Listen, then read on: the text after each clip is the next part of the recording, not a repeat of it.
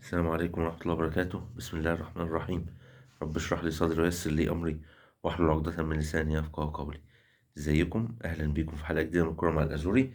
النهاردة هنتكلم عن إن شاء الله التشكيل الأمثل لنادي الزمالك إن شاء الله الفوز على النادي الأهلي، وشوية حاجات بسيطة كده عن ماتش الزمالك وبتروجيت والمصري وغزل المحلة. نتكلم الأول كده على الزمالك وبتروجيت. الراجل بيسيرو ده ممتاز جدا، مدرب ممتاز. يعني إيه؟ أولا لعب بطريقة 4-1-2-3، يعني اللي هي مثلا يعني الناس اللي هي القديمة اللي زي حالتنا كده اللي فاهمين الكلام ده، هي 4-3-3 بس متطورة شوية. يعني إيه؟ اللي هي 4-1 زي ما أنا قلت لكم بيسيرو. يعني أحسن طريقتين عنده 4-3-3 و4-4-2 زمان. ماشي، بعد كده طور بقى نفسه مع إيه؟ مع منتخب نيجيريا، وبقى بيلعب. يعني أنا قصدي أقول مواكب التطور بتاع الكورة. بقى بيلعب بخطة الكريسماس اللي هي 3-4-2-1، اللي هي نقل يعني ممكن يلعب بيها في ماتش الأهلي. بس هنشوف بس عمل إيه هو في ماتش بتروجيت، دليل إن هو مدرب كويس. عمل إيه بقى؟ لعب بالخطة دي اللي أنا قلت لكم عليها، وكان قدام يعني عشان الغيابات والكلام ده كان مع عاطف وزيزو. هو لو كان يعني هو ما لقاش قدامه إلا اللعيبة دي، يعني عمر جابر، حسام عبد المجيد، الونش بنتايج، واحد اسمه دونجا، والسيد محمد السيد. فكركم عشان بس ما اقعدش اتكلم وازيد. والسعيد، عبد الله السعيد. قدامهم كان ثلاثة، على اليمين عاطف، وعلى الشمال زيزو، وفي النص الجزيري. الماتش بقى كده يعني على بال ما اللعيبة، أصل ده عايز شغل كتير وعايز شغل سبورة كتير.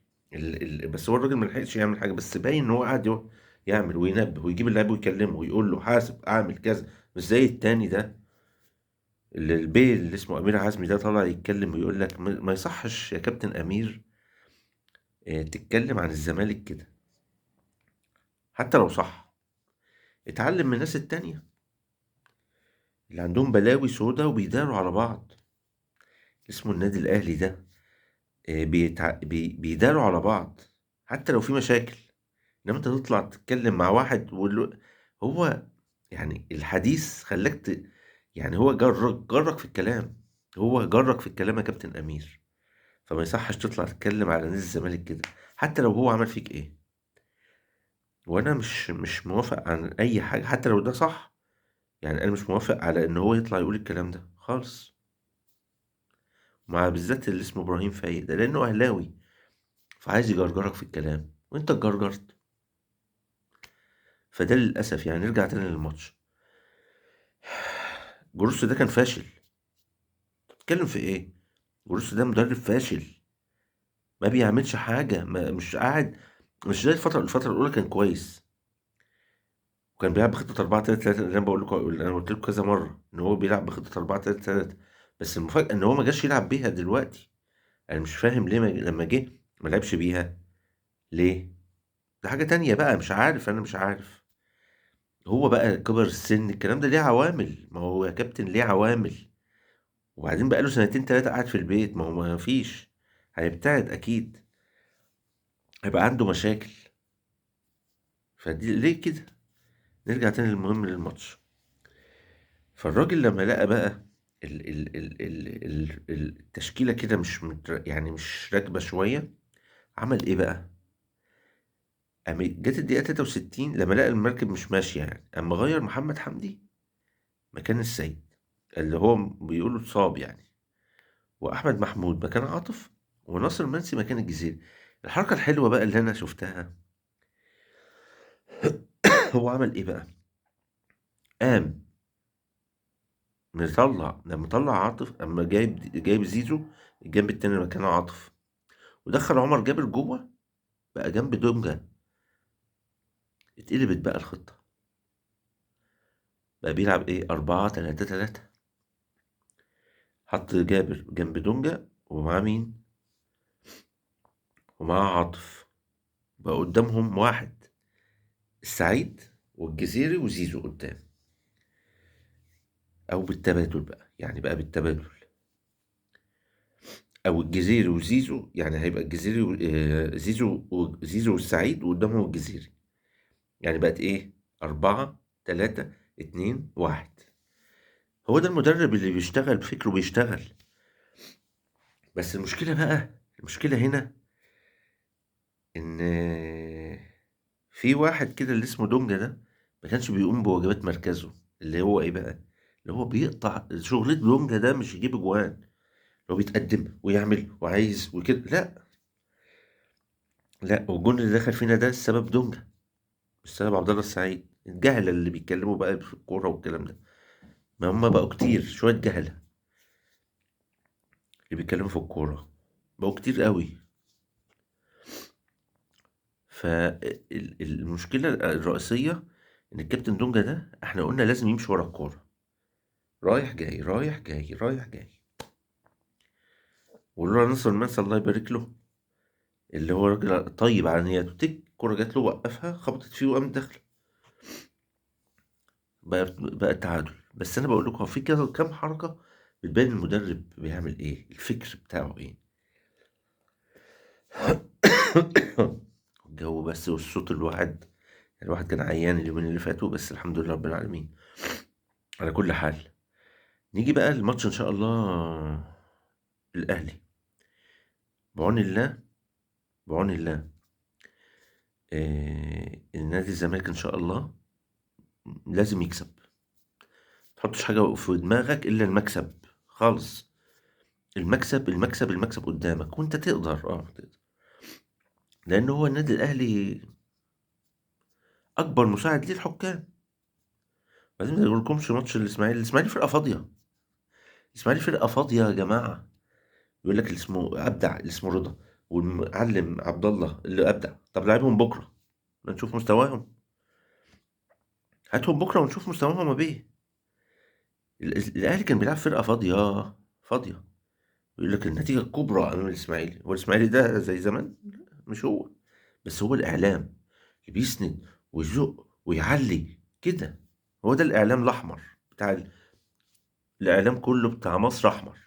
مفيش الا خالد الغندور بس زملكاوي بس. واللي اسمه ابراهيم عبد الجواب ده يعني هو يتكلم عن الزمالك كويس يقول له عدل ومراجع تاني. المهم، طبعا مش هقول، انا دايما بقول الماتشات الكبيره دي بتخلص على تفاصيل صغيره. التفاصيل الصغيره دي مهمه. انت لعيب وهو لعيب، انت لعيب وهو لعيب في الملعب، زيك زيه. اللي بيفرق المستطيل الاخضر، غير كده مفيش. دي بقى حاجات، في حاجات بتبقى فرديه في اللعيب. هنا بقى لازم تعمل حسابك. يعني جريديشار ده لازم تخلي بالك. يا معلم دونجا انت، يا كابتن دونجا كبير، انت شغلتك ان انت تقطع الكورة وتسلمها لزمايلك. مش شغلك ان انت تتأنزح تروح وتتقدم وتجيب جون، لا. مش شغلتك ان انت ورا الكورة، وراها تجيبها لزمايلك. هو ده اللي انا اعرفه. دي شغلة الهاف ديفندر، ان هو ورا الكورة يجيبها يقطعها. ده اللي انا اعرفه. غير كده التأليف بتاعك ده انا معرفوش. يبقى ان شاء الله التشكيل الامثل باذن الله بكره: عواد باذن الله، وعمر جابر ناحيه اليمين، حسام عبد المجيد، الونش، بنتايج. لا، انا عايز الونش يجي جنب الجنب اليمين، وحسام عبد المجيد ده يجي في الشمال احسن. لان جريديشار ده عايز واحد يعني عينه عليه. وانا عايز الونش دايما يخلي عينه عليه عشان يعرف يتحرك معاه. وحسام عبد المجيد ده بقى ربنا يستر منه في التغطيات والكلام ده. يعني الونش يجي ناحية اليمين، وحسام عبد المجيد ده يبقى شمال. لأن هو دايما بيميل ناحية الجريديشار ده، بشوفه دايما بيميل ناحية اليمين، ويخلي باله. اللي اسمه حسام عبد المجيد ده كويس جدا. فقلنا زي ما قلنا كده، الأربعة اللي ورا وبقى قدامهم هنلعب بخطة إن شاء الله 4-3-3. قدامه شحاتة ودونجا، وقدامهم عبد الله السعيد. هي دي اللي انا بقول لكم، خطه 4-3-3 دي يا جماعه خطه سحريه، تقدر ان انت تشكل فيها زي ما انت عايز. تمام، يبقى شحاته وعبد الله، شحاته ودونجا، وقدامهم عبد الله، وقدامهم ثلاثه: زيزو، الجزيري، شلبي. مع ان انا يعني مش عارف محمد السيد جاهز ولا لا، بس انا يعني كان نفسي محمد السيد يلعب بدل اللي اسمه دونجا ده. بس مش اشكال، يعني لو محمد السيد كويس يعني يلعب، لو مش كويس مش سليم 100% ما يلعبش. زي زيزو ده، لو مش زيزو مش سليم 100% ما يلعبش. يلعب الجافلي، يلعب الناس الجديدة. فإن شاء الله لازم. وأهم حاجة بقى تركيز، التركيز مهم جدا، العامل جدا مساعد. والهدوء، لازم تبقى هادي، لأن هما، أنا مش أهم حاجة عندي أول ربع ساعة ما يخش فيه الجون، ده أهم حاجة. إن الزمالك يمتص، لأن هو الإعلام معاهم للأسف الإعلام كله اللي طالع قبل الماتش: الاهلي هيكسب، الاهلي هيكسب، انا معنوياته اصلا، الاسماعيلي اصل مش عارف ايه، اصل بتروجيت، اصل الزمالك، اصل مش بيتكلموا في كلام مش في الكوره. الكلام ده اتنسى، كان زمان الكلام ده خلاص. دلوقتي كوره المستطيل الاخضر، راجل لراجل، راجل لراجل، هو ده الشغل، ده اللي انا اعرفه. فالهدوء والتركيز كويس جدا، وكل واحد يعرف واجبات مركزه كويس جدا جدا جدا. والتأليف بلاش، بالذات من اللي اسمه حسام عبد المجيد ده، اللي في ماتش البتروجيت برضو اللي فات ده، ماسك الكورة ويبصيها، اتقطعت. المعلق اللي بيذيع قال له: يا سلام يا حسام على التغطية، وهي مقطوعة منه، ببصيها غلط للعيب مشتركة، كرة مشتركة مع اللعيب بتاعه، ده كان يطلع اوت احسن. ربنا يستر. فهو لازم التركيز. وزي ما انا قلت، الكور دي، الماتشات دي بتخلص على تفاصيل صغيرة. الغلطات لأ، كل واحد يركز، والهدوء لازم يبقى كويس جدا. وجراديشار ده لازم نخلي بالنا منه كويس جدا. مهاجم كويس، جسمه كويس، قوي، بيجري، متحرك. فلازم يا عم دونجا انت برضه تبقى بطرف عينك كده برضه لمحه.